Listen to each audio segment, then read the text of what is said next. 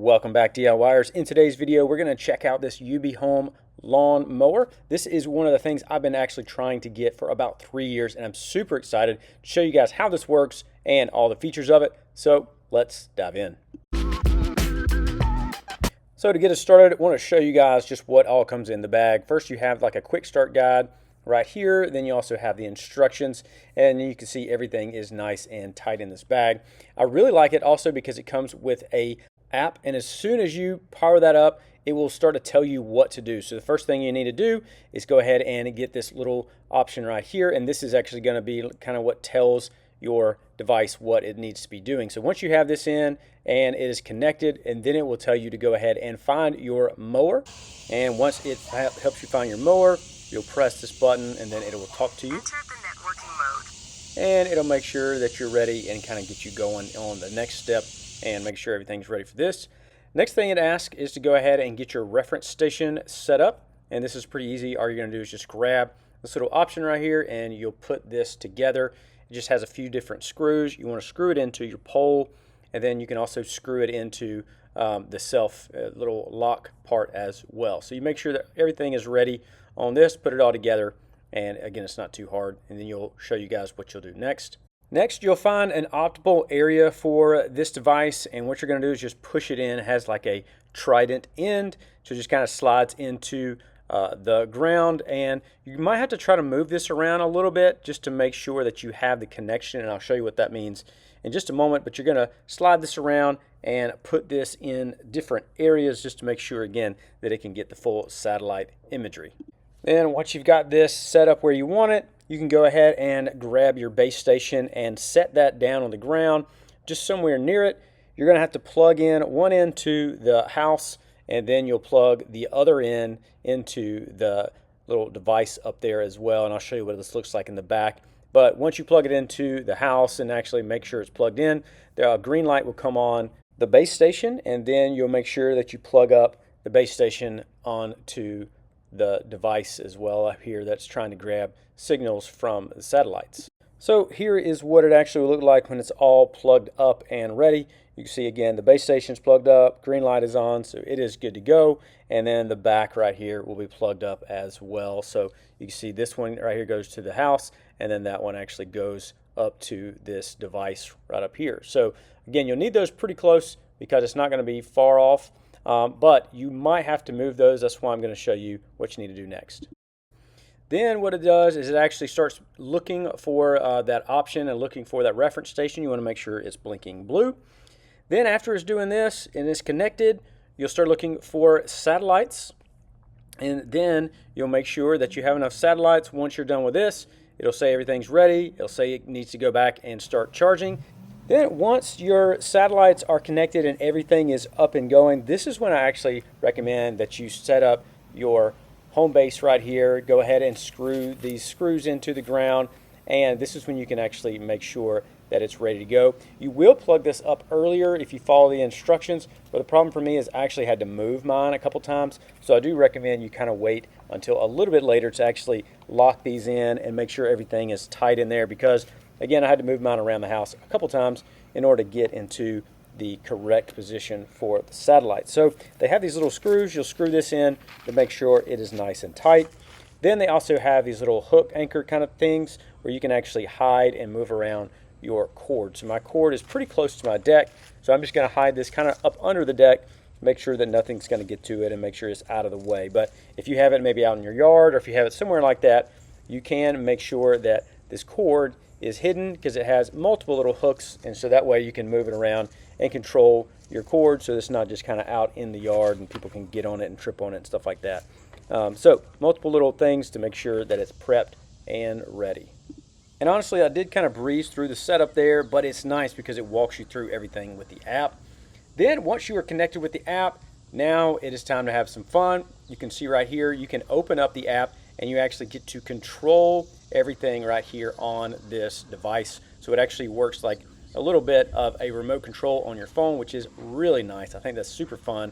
And it's also really easy to do, but I do recommend that you play around with this so that you can get comfortable with it, because here in just a moment I'm going to show you guys how you can actually map out your area using this little device and using your robot lawnmower as well. So once you've kind of felt comfortable with it and it's pretty charged, what you're going to do is start mapping out your area. You'll begin this by selecting the work area at the beginning. You're going to go from your docking station and you're going to drive around and map out the entire area. As you can see me doing it right here in the video, and then you can also see kind of what my screen looked like as well. It's actually mapping out the entire place that you want. I'm just showing you guys just a smaller area so we can see it, and I'll show you guys how it's going to cut this as well. But this is really cool, and I think it's a lot of fun being able to see all these different features of this and see all the different angles, and also kind of driving this all over the place, as well as mapping out what you're going to be cutting. And it's really cool because it does have an area. We'll go back to the little back station here, and it's nice because you're able to control it and put it wherever you would like to. Then once you have confirmed your mapping area, it's nice because it says it's successfully added here, and it goes back to the main menu where you can do your work area, no-go zones, and your path.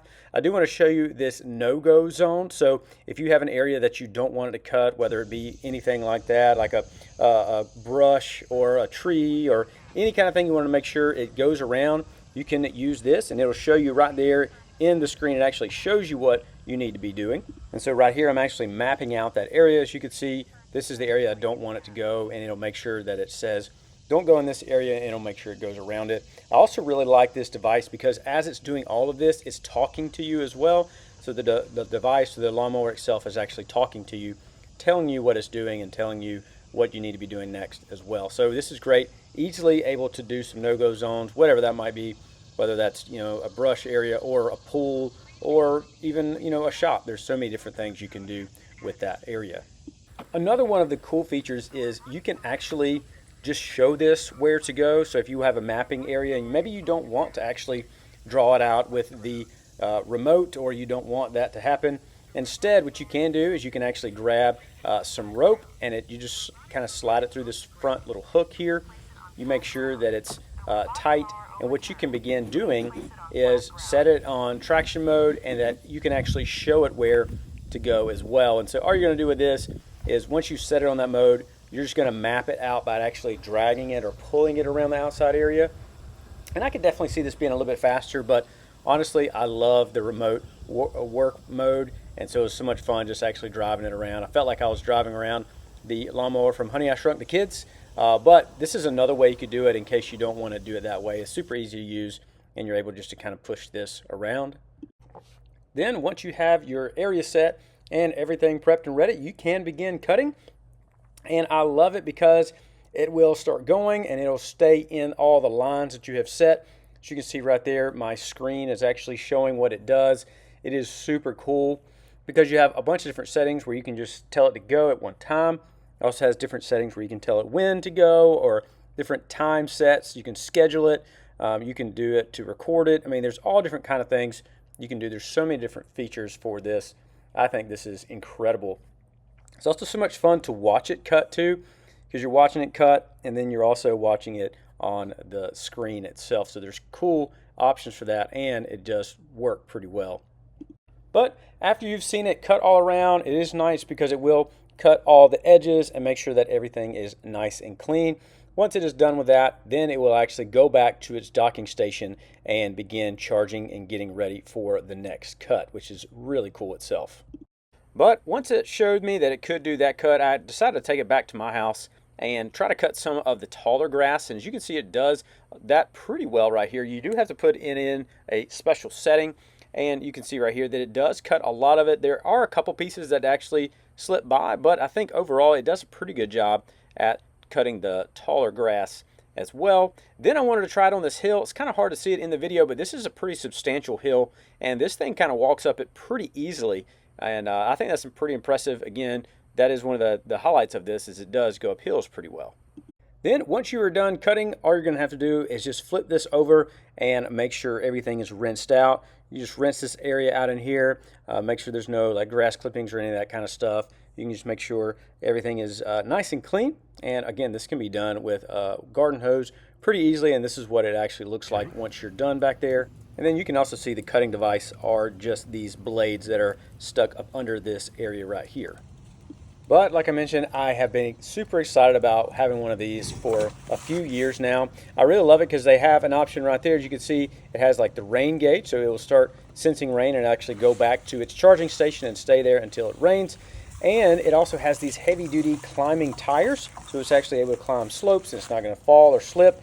And it even has the motion sensor in the front, so it's actually going to detect anything in front of it and make sure it doesn't run into it. Even if it's actually not on the map, it'll make sure it stops and doesn't bump into anything as well. But overall, for me, this item is a game changer. I really think it's super cool and could actually revolutionize your grass cutting and even your Saturdays. You can get time back from not having to cut your yard. I love, again, that it has all the nice features that you can control it, schedule different things. As you can see right here in the video, I think it cuts pretty well.